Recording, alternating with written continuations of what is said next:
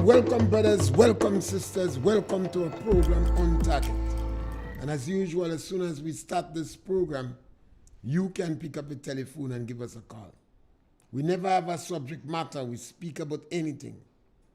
Politics, religion, socioeconomic issues, any topical issue of the day, any issue trending, we speak about it. So we encourage you to pick up a telephone and give us that call. And you have the opportunity. You know, sometimes people say, we don't speak about that subject matter. You have the opportunity to raise subject matters that you are not hearing we speaking about. You have that opportunity. Any topic you want to raise. People generally like the politics, and maybe when you go on to the politics, it attracts much more people. But there is no subject matter that we run away from. So you can pick up your telephone, give us a call, and we speak about whatever you want to speak about. We had a long weekend. Monday was Whit Monday. And you know the celebration of Pentecost. Pentecost commemorates 50 days after Christ's resurrection. The disciples was told not to leave Jerusalem, and the Holy Spirit came down upon them. They start speaking in tongues. Eventually, they were very shy, disoriented, cowed after Christ was crucified. The disciples scattered. And after Christ's resurrection, he was visiting them for a period of 40 days. But from the day of Pentecost, when the Spirit descended upon them, they were on fire. They were new individuals. And just ordinary individuals. They were no big educated set of people, you know. Fishermen, ordinary individuals. But they were on fire then. They were not afraid to speak and to evangelize and to pass Christ's message. So, in the same way, after Pentecost, Christians now should have more love, be peaceful, patience, kindness, more generosity, more prepared to help people, faithfulness, a sense of gentleness. We have to be more tolerant to our brothers. We are our brother's keeper. It is difficult for people to believe that, you know, but you are your brother's keeper. When you have countries with quite a lot of high unemployment, countries with too many people involved in the lower income group, they can't make ends meet. You're more likely to have quite a lot of social problems. For instance, violence, domestic crimes, just hooliganism. In addition to that, you have health problems, because these people do not have the level of income to take care of their people. And you could end up with quite a lot of frustration, sexual crimes.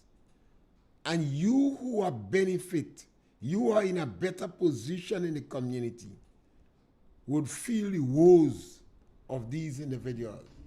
You have people living in gated communities, but however they are vandalized and they attack.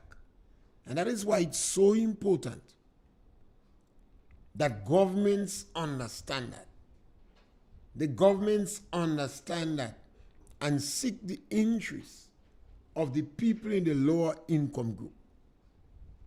I have said time and time again that the people in the higher income group, or intellectuals, or businessmen, they don't need government as much as the people in the lower income group. What they need to have is a stable country. They need a taxation system that is not burdensome. You need to have a justice system in our country that is relatively good. And you need freedom of the press. Once that is available, and in Grenada it is available, the businessmen will make money. The people of higher intellect will do well. You don't have to create jobs for people of higher intellect. They will make jobs for themselves. That's what they're supposed to do. Their higher learning puts them in a position to create jobs. But a government must provide. The government must look out. The government should seek the interests of the people in the lower income group. There are some economic schools of thought that says if people are unemployed, if a significant number of people are unemployed, you have to give them money. You have to give them money. In big countries like the United States of America and other big developed countries, 3-4% unemployment, you don't bother about that. It's practically no unemployment. That would adjust for itself. But in small developing countries, like Grenada and underdeveloped countries, when you have 14 to 40% unemployment, it's a serious problem. And government policy must pay attention to that. This is one of the fundamental challenges this present government has. The National Democratic Congress government. They have a history of ignoring the challenges of the people in the lower income group. I believe that is dumb. Because the mere fact you have a political party and individuals get involved in politics, generally, they claim the reason I'm going in politics is to help to develop the country and make it better. And they always use the justification of the people in the lower income group. So I have great difficulty understanding why the National Democratic Congress policy, the philosophy, is always hostile to people in the lower income group. Every time they win election, they have to practically sit down and plan how to trick the people in the lower income group to vote for them or to support for them. Then during that time, why not sit down and think, how would I develop these people? If you go back and check the history of the NDC economic policies, it is always counterproductive. It is always counterproductive to the people in the lower income group, the marginalized, disadvantaged children, and elderly people.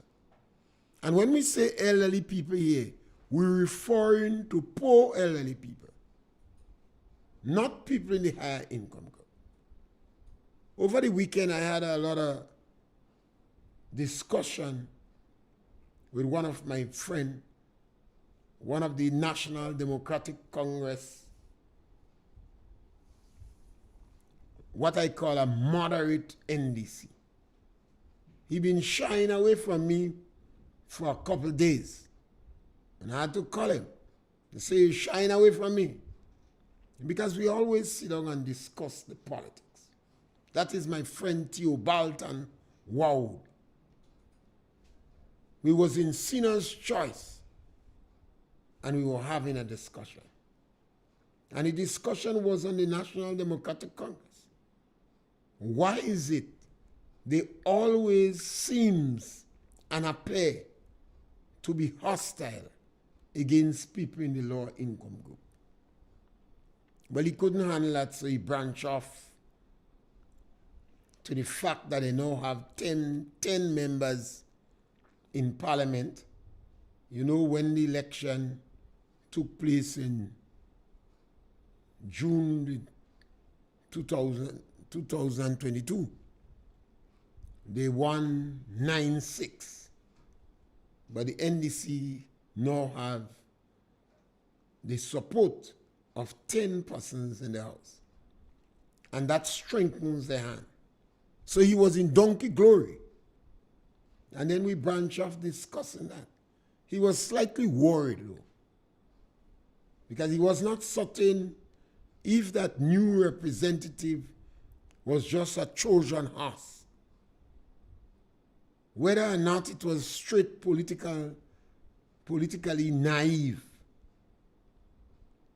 or whether the individual was just pimped into that arena. I disagreed with him. I said, no.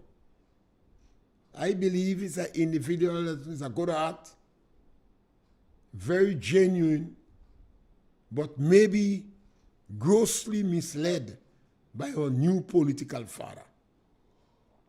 I believe that was it. You know, and I had to say to him, she presents as if she is squeaky clean. But you see, in life, none of us is squeaky clean. All of us have something in the closet. So we must not beat our chest. We must not dare. I think it's a Chinese philosophy that says never encourage your enemy. Never encourage them. Don't ask them to look in my records, because they may well look and find. So I want to advise this new member, because you have been singing like a canary. I want to advise you. Don't beat your chest. All of us fall short of the glory of God. And in the same vein, I also want to remind you of that little sister from Ticolo. She believes you have done her wrong. She don't think it was malicious, but she believes it's a mistake of grandiose proportion. And you know the facts. You have the information. And you seem to able to keep your records and information and communication. So you have hers. And you promise to address it. So my advice to you is to deal with it. Don't move away from that. She gave you all the documentation. You have all the information on that situation. So you must address it. She comes from the lower income group. I've never met anyone with such patience. Well, you know she is John Galt, kept miss relatives, so they make up a good DNA. A DNA that gave them the characteristic of patience and tolerance and grace and a particular finesse. You have the information since the 28th of October 2021. I know you remember. So you must address it and deal with her. You know? And always remember, when you're in politics, don't dare people to look in your closet. All of us have things in our closet. Every one of us. None of us is perfect. All of us make mistakes. And you make mistakes too. So I'm encouraging you to address that little sister. She have been patient. You know, she have been patient, and you promise to address the issue. And I believe you could. So if the political party you were in was stifling your performance, no, hit the nail on the head and address the little sister. The National Democratic Congress needs to seriously take a look at itself and its attitude towards people in the lower income group. Every day, you hear of people who are losing their jobs. Every day, you hear this group of people is losing their job. It creates quite a lot of dissatisfaction, discontent, phobia, panic, uneasiness. And the financial institutions who already been hostile towards these people would not engage them because they know how fluid their employment could be because of the government policy. Now, all these things are putting unnecessary shock on your economy. You have a bad economy already. The economy is not doing well. And a number of people are losing their jobs. And those who have the jobs is afraid that they're going to lose it. Because of the government political policies, because of the government restorative justice policy, which is tantamount to political vengeance, because the government is encouraging its agents to go in the meetings of the opponent to find out who in the public service is attending these meetings. I will encourage members of the public service to stay away from these meetings so you put less stress on your job. Now, something the public may not recognize is not only about losing your job, because government not in a position to easily fire workers that is in the established service. They are well protected by the Public Service Commission and the trade union. But a vindictive government could prevent them from getting scholarship. They could prevent them from getting promotions. And they could transfer them within the job unnecessarily and make them very uncomfortable. Now, the public may not see that. The public may see when somebody loses their job.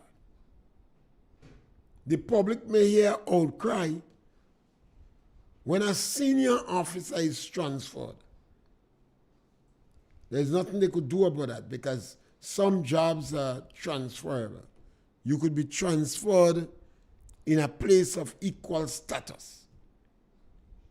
But the public would not see when somebody is not promoted.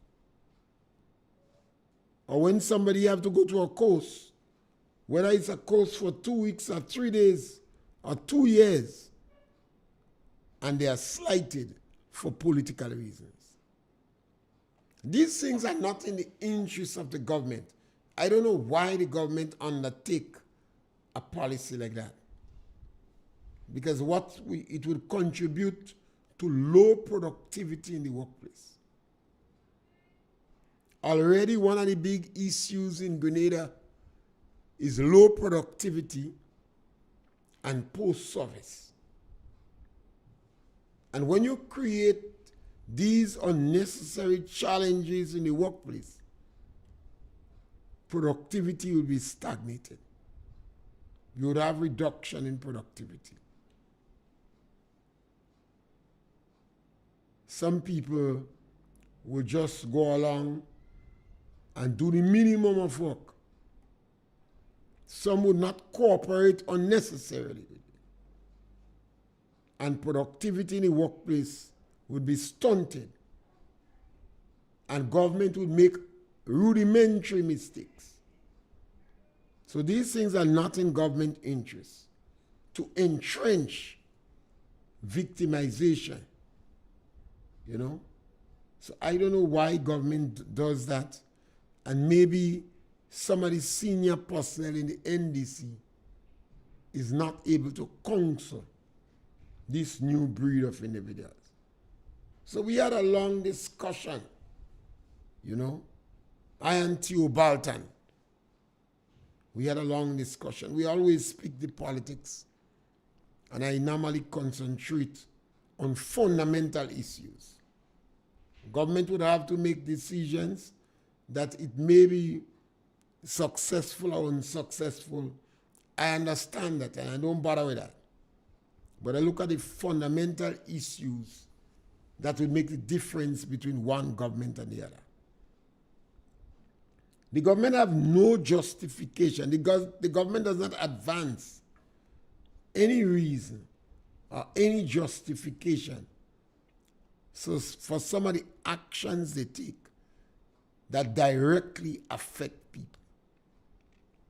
So you have not heard any economic justification for the removal of $150 from the elderly and physically challenged. You have not heard government advance any economic situation for the removal of the money given to disadvantaged children in the country. You have not heard government advance any justification for the fine of 30 people from Grandba's estate. In fact, a little before they fired the people, they complimented the workers for doing a good job. The permanent secretary and the Minister of Agriculture visit the estate, compliment the workers. So the workers was on high. They even promised that the estate have a strong potential for being one of the weed estates in Grenada. So workers on a high. And then 30 workers was fired.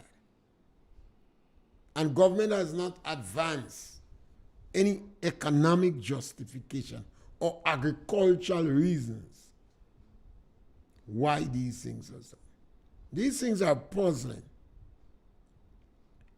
because it adds to the thousands of people that has lost their job since the last election.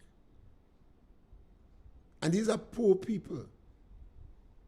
So the impact on the family is a serious challenge. And when these men lose their job, it has a direct impact on their family. Some of them feel they're going to lose their wife too. Their whole economic status is challenged. And politically, as I was speaking with you, Baltan, politically, what is the justification for any political party? You have a country with high unemployment. The government is expected to do everything within their power to provide jobs. Instead of that, the government is unnecessarily taking away jobs from people. And so it's difficult. It's difficult to understand why a government should be doing that. Very difficult, you know. So we have to continue this discussion, hoping that the government heart is softened. A number of the members of the government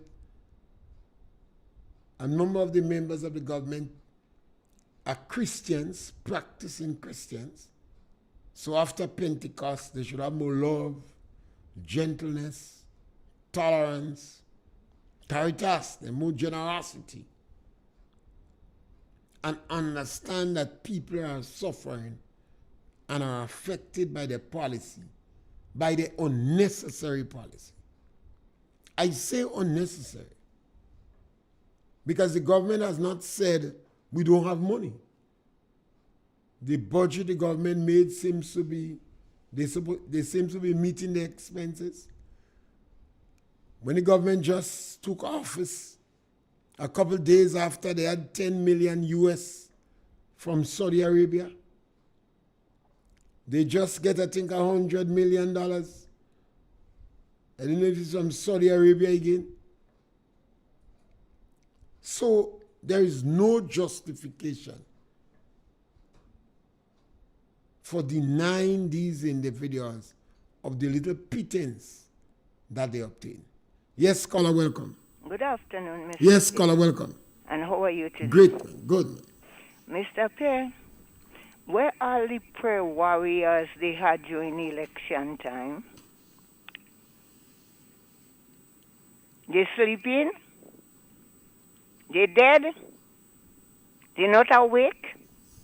They don't see what's happening in Grenada today?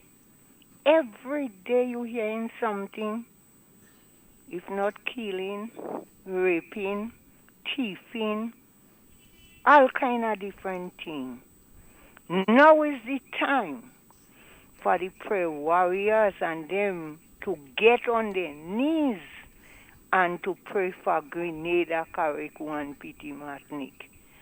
Since the new Prime Minister, I have to say new Prime Minister, who don't know what he is about, invoke the spirit of Maurice Bishop and let it go in Grenada. Every day, things are getting worse, worse, worse. We just have to watch and pray and ask God to have mercy on Grenada. Because if we don't call on God, He will continue to destroy Grenada. Grenadians, let us open our eyes and trust in God. Mr. Pierre, have a blessed day. Yes, scholar, you ask about prayer warriors. Now remember, the prayer warriors might feel that God is answering their prayer. Because they was praying for NNP to lose election, Dr. Kit Mitchell to go. And to some extent they have succeeded. They are praying to stop handout. Yes, scholar, welcome.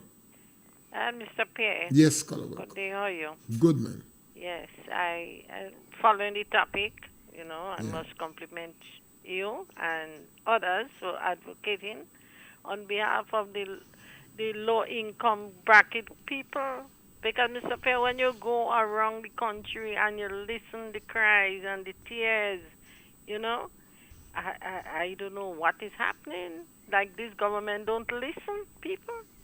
They don't understand what is taking place. And I personally believe with all of this firing of people and all the problems that exist now, I believe they should close down the ministry that they set up. What? MIT or what? MIT, Restorative Justice Ministry. Yeah, I believe they should close down that ministry and they should put that money in, give the people back the 150 and other social programs where the people, alleviate those problems. Because I don't see the need for that ministry and so many needs out there, especially in the low-income bracket people, as it is now. And to talk about God and about praise and so on. Listen, God is not a sleeping God, And I ask Him every day for He give the inspiration, people like you and others, to go out and advocate and speak up on behalf of those who cannot speak for themselves. And Mr. Pierre, this health situation again is the next one. When you talk about the poor people to buy the medication, the cost of living, and we could go on and go on. And I don't understand if this government is they heartless. Come on. So, Mr. Pierre, I enjoy the program. Yes, scholar. I think sometimes you always hear people speak about NDC prayer warriors. But it's what they were praying for. Sometimes the prayer warriors believe God answered the prayer. Because they was asking for the government to fall, the government fell. They wanted to stop giving handouts. Now, every time I'm in discussion with the members of the National Democratic Congress, which is regular, I always try to search them out, to try to hold a conversation to them, because I want to know what is NDC core philosophy. What is the philosophy? And it seems that they believe that a lot of people in Grenada was getting free money and handout, and you must stop it. Remember, the first thing they did in 1990 resulted in people in government estates losing their job. The private sector took a page from the book, and some of the estates got rid of workers there. And they were not properly enumerated. Remember what the National Democratic Congress did in 2008. Yes, caller, welcome. Good afternoon, Mr. Pierre. Yes, caller, welcome. Yeah. How are you? This is my first time calling. Yes, thank you very much. What I'm just calling to say is that the lady that just called and says that they pray and they pray work, it don't work. What works is the promises. Yeah, that's all I have to say. Have a good afternoon. Take care. Bye-bye. Okay. Yes, in 2008, the National Democratic Congress promised that it would increase the pay of the people in the elderly by $400, I think. Yes, caller, welcome. Mr. Pierre? Yes, my brother. Good afternoon, brother. Yeah, my brother, welcome. My brother, I sit down and listen to somebody talk about this and that. But Mr. Pierre, the policy of the government is working. Because look, the IMF approved the policy. They give them a thumbs up. The government have a surplus in this country of 2.5% of the gross domestic product. That means out of the $1.2 billion the budget, 2.5% of it is savings right now. When they take office, there was nothing there. Last year, they saved 2,000.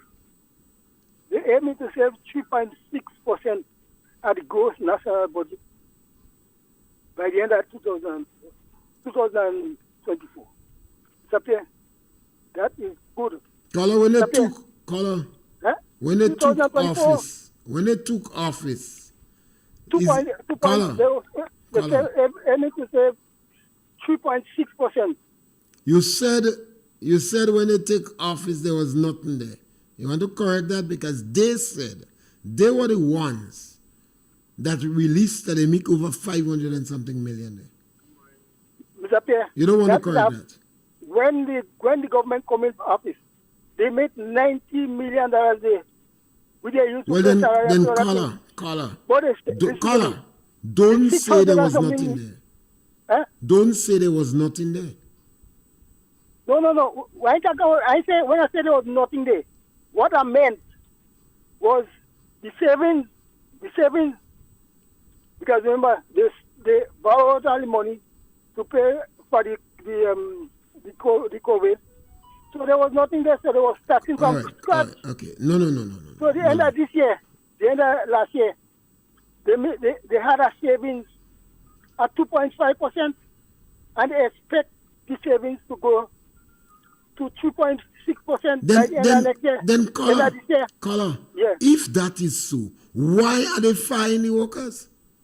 They fire the workers, and why are they firing the 30 workers in Maryville, in Granby Estate? They replace them with new workers. No caller. They did not replace them. So who do the work now? There are about 4 people they have on Granby Estate. So they replace them with 4 people.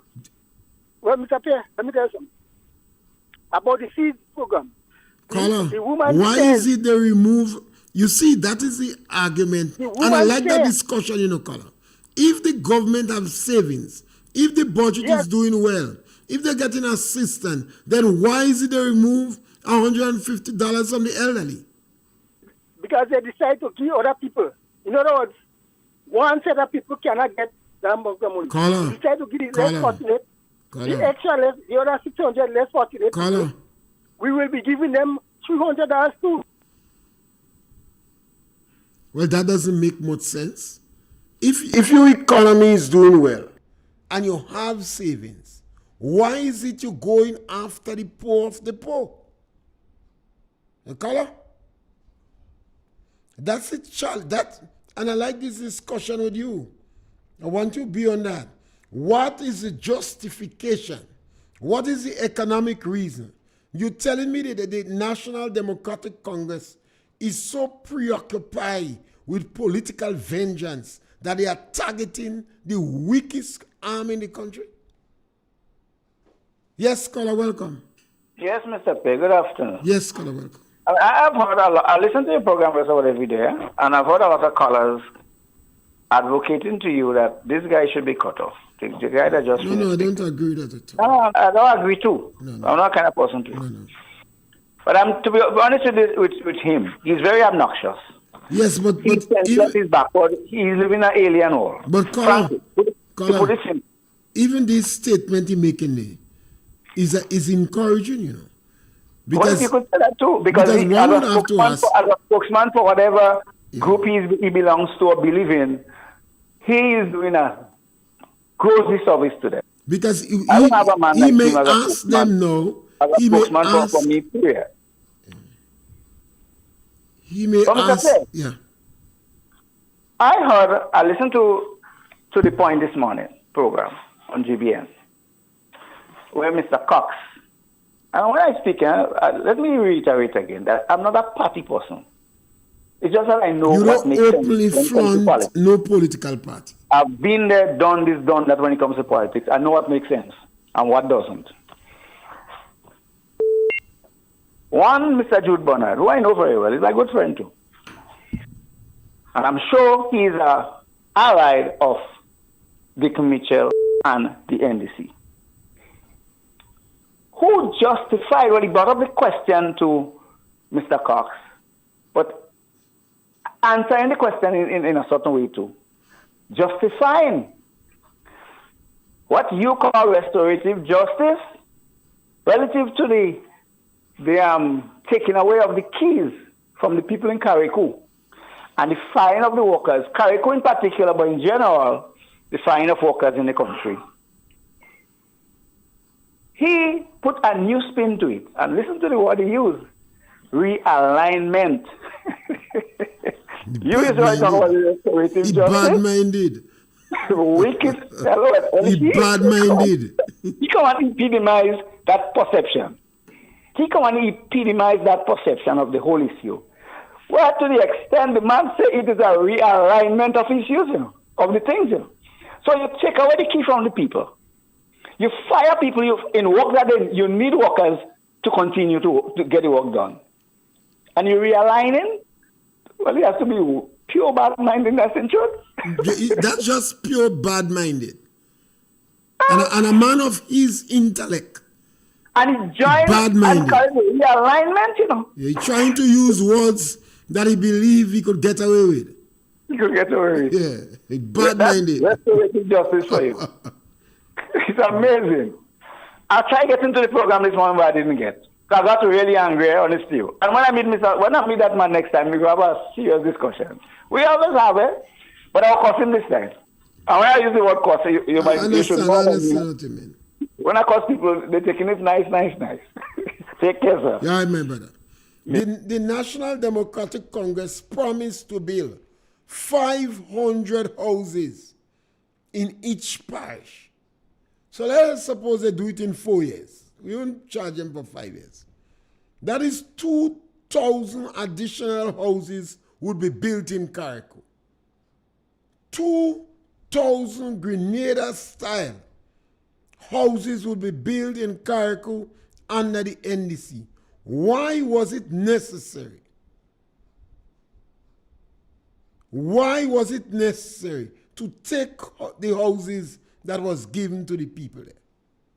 Now the NDC number 10 have the opportunity to address that. NDC number 10 have the opportunity to address that.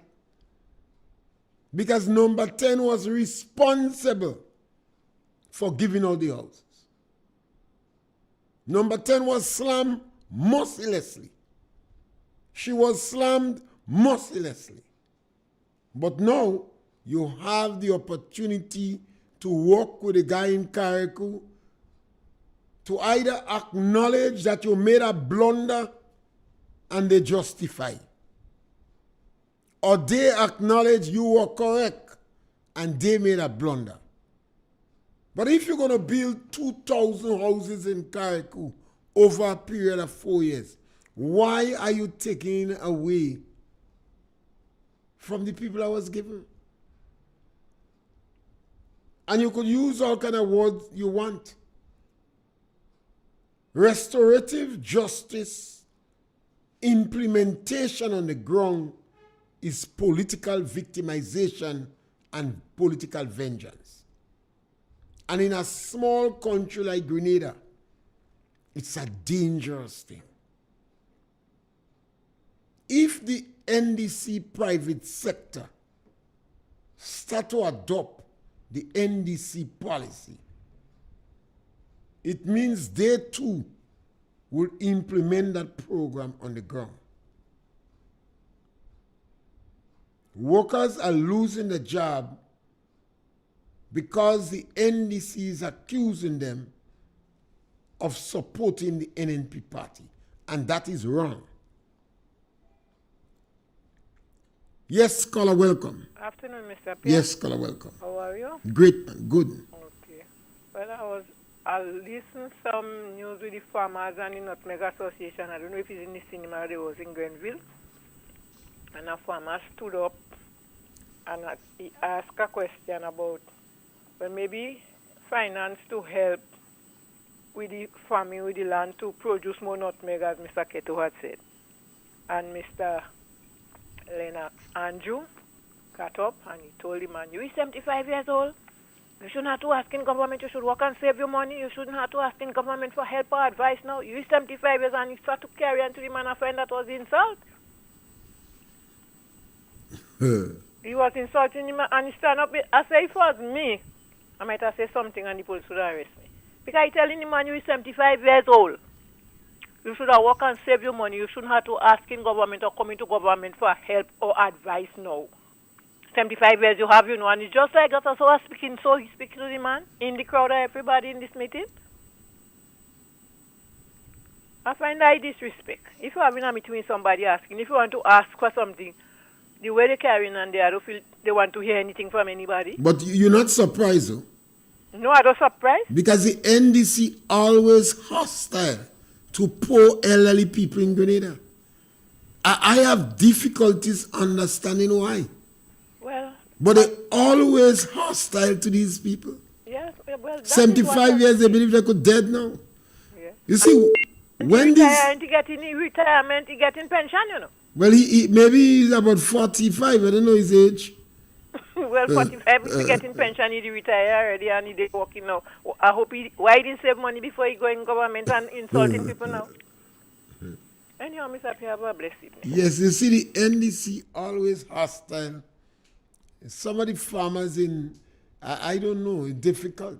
Cultureman, call us and tell us if you was in a meeting, man. Cultureman, you must have been in this meeting. Yes, caller, welcome. Afternoon, Mr. Pierre. Yes, my brother. I just want to say thank you for a good barbecue yesterday. The pork was very good at the harvest. And with regards to what the previous caller talked about, I believe somehow there is a misunderstanding.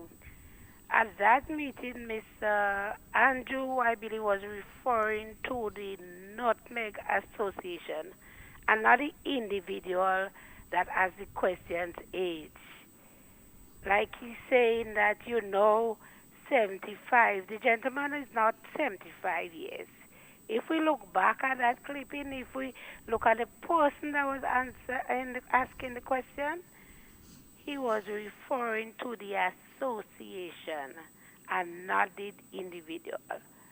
I beg if somebody else was at that meeting or saw the clipping in the news, please let us, I did not see the clipping. I was not in a meeting and I did not see the clipping. I saw it on the news. That's why I'm calling on Cultureman, because Cultureman normally will not miss that meeting. I don't know if Cultureman really, understand what the lady is referring to or what she's talking about. But based on what was said, I believe that he was talking about the association and not the individual and his age.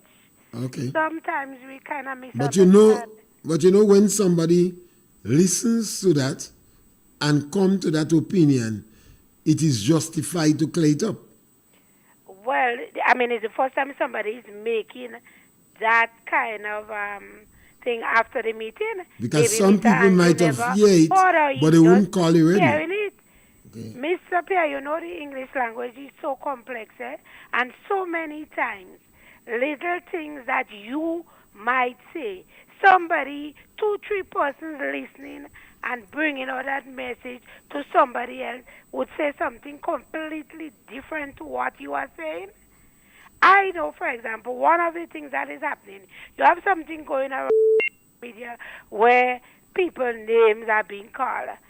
There are people that have similar names, or maybe same name, but it is pronounced different.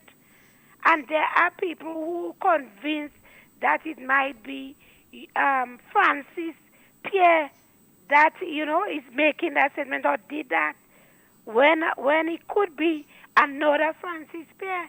And this is just one simple example of what happens in our society. It's not always you. It could be somebody else with your name that is pronounced a different way. And we are sure that is what is being said when it is different. Have a good evening. Yes, caller, thank you. And that's why I'm careful when I quote politicians, because none of us is perfect. And particularly when a politician is speaking off script, they're more likely to make mistakes. So when I hear a politician say something once, I look for repetition. And that's why I like to speak to people to find out what is the philosophy of the political entity. Yes, caller, welcome. We lost that caller. Caller, just call back again because we want you to hear you. And Culture Man, if you were in that meeting, give us a shout. You might be able to spread some light on it, or anybody that was in the meeting, give us a shout. Whether the minister was responding to an individual or the organization. Yes, caller, welcome. Good afternoon, Mr. Pierre. How Yes, are sir. you? Great, man. All right. Mr. Pierre, you see, I like when a person make a statement. People sometimes just listen and make their own. And don't counteract or try to add fuel to nothing. Because yesterday morning, I called a program and I used the word where the barbers, the nail technicians, and the hairdressers.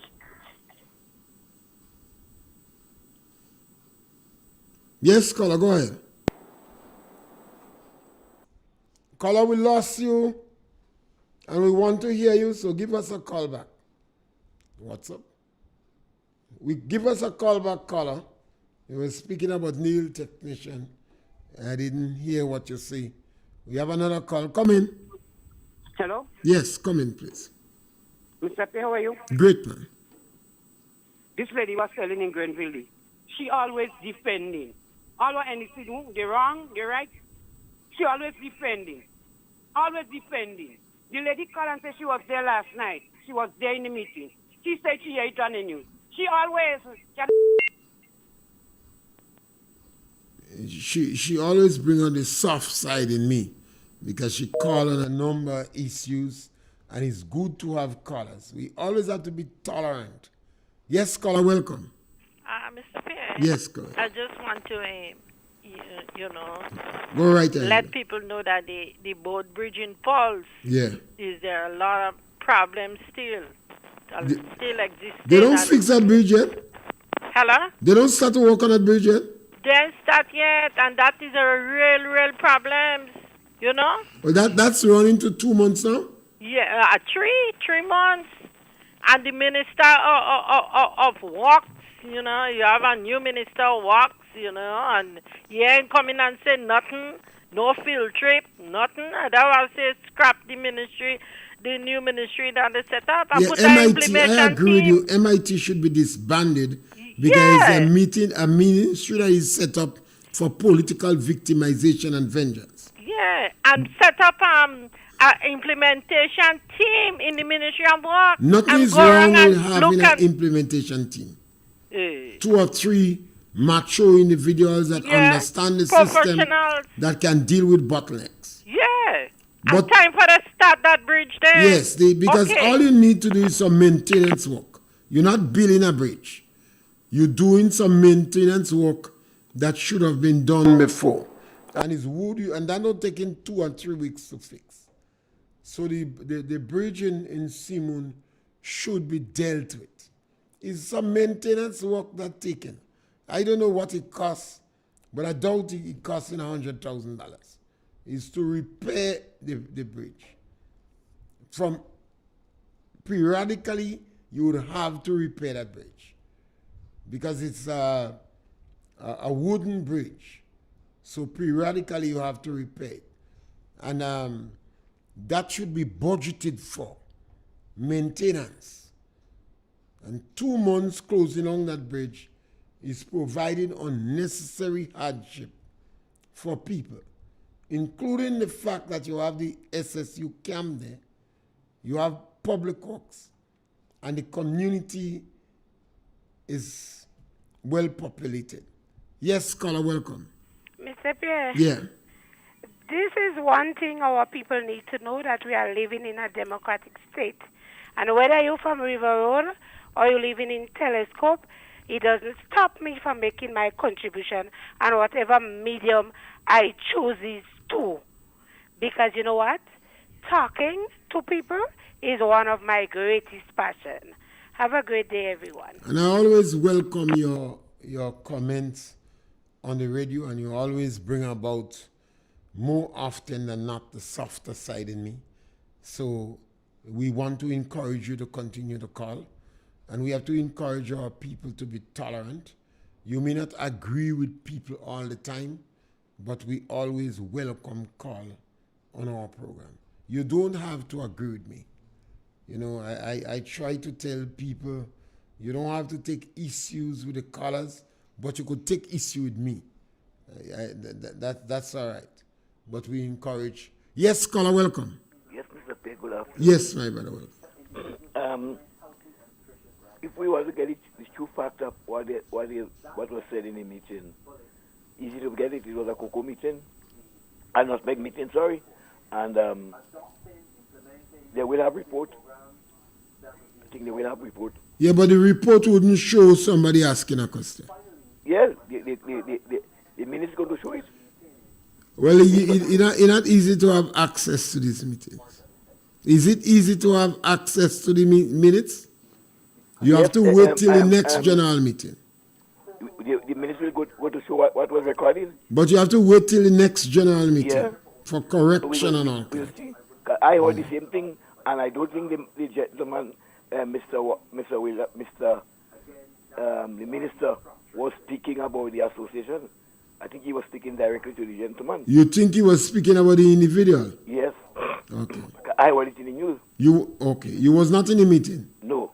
Okay. That's why I call him Culture Man. Culture Man might have been in the meeting. But it's easy to get the information. Okay. And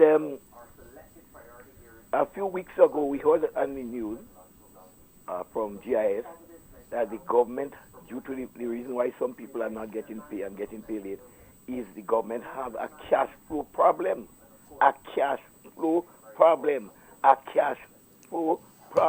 Which means the cash is not coming in as government expected. Let me say that, you know. The government said they have cash flow problem? Yes. That's the reason why pay is since they start the paying by fortnight, they've been having some cash flow problem. And I heard before that the permanent secretary said that they collect approximately $80 million a month, and the payout would be from 30 million. How much you pay out? 30 million. Well, they don't have cash flow problem. That's what I'm saying. If they collect 80 million and they pay out 30 million, they don't have no cash flow problem. So I want somebody to call me, and the gentleman are call and talking about the money they get their whatnot. That means the government doesn't seem to have no cash flow problem.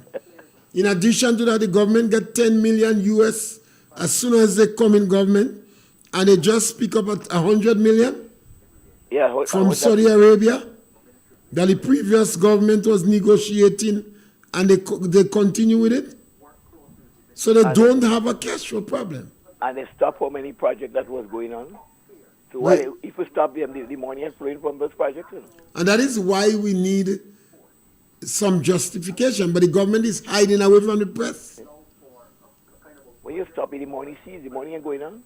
Yeah. So somebody seems to be not really talking the truth. Well, the government claim that information is a need to know. Yeah. So when they need to give us the information, when they believe we need to know, they're going to give us.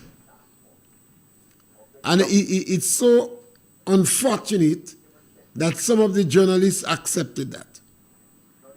Well, the thing is, before the journalists go to the thing, they're telling them, listen, half an hour we there for. So 2 questions you could ask. Half an hour we there for. When they go to the parliament, the first thing they get up and they tell you, oh, we want to change the agenda to this, that.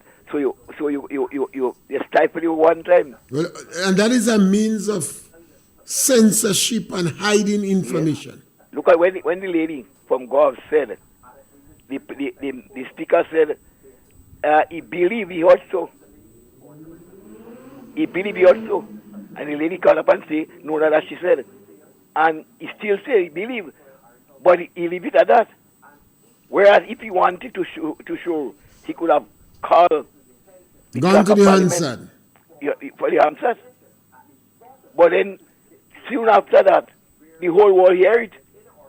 Yes, Scholar. Yeah? We got to continue with you tomorrow. With time flies, we on to the end of our program, and we want to thank all those who make contributions and participate. We have to be a tolerant people. The government have a restorative justice policy. We have to object against that policy. It is not right. You cannot let political victimization be entrenched in a small country like ours. It will be counterproductive. It's going to contribute to social decadence. And we must object to that. And we'll be back with you again tomorrow between 12 and 1 for another program of On Target. Thank you very much.